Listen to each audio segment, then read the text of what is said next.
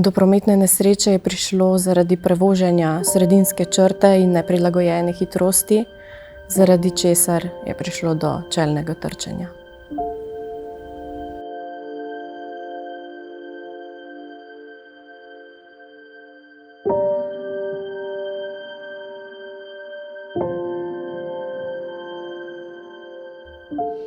Velikokrat slišimo v medijih in odgovornih ljudi, koliko ljudi je pustilo svoje življenje na cestah, koliko ljudi je bilo hudo telesno poškodovanih.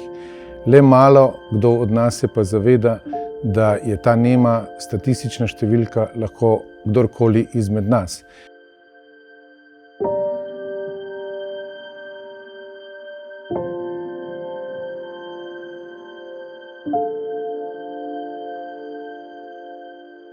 S projektom Velika brzina, velika praznina opozarjamo na posledice vožnje z neprilagojeno hitrostjo, zavedanje pa širimo tudi o tem, kako prometne nesreče vplivajo na življenja prizadetih svojcev.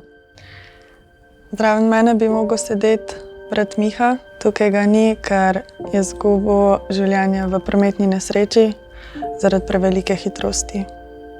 Ena najhujših posledic prometne nesreče je ravno praznina, ki jo pusti odhod najbližjih in pa seveda bolečina, ki jo ne more izbrisati nihče.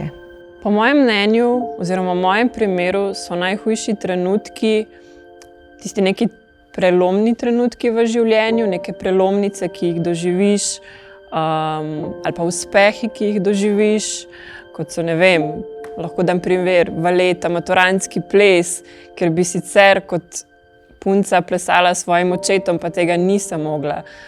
Predvsem zavedanje, da na cesti nisi sam, da tvoje odločitve vplivajo ne samo na tvojo varnost kot posameznika, pa tudi na varnost vseh ostalih, s katerimi si v prometu.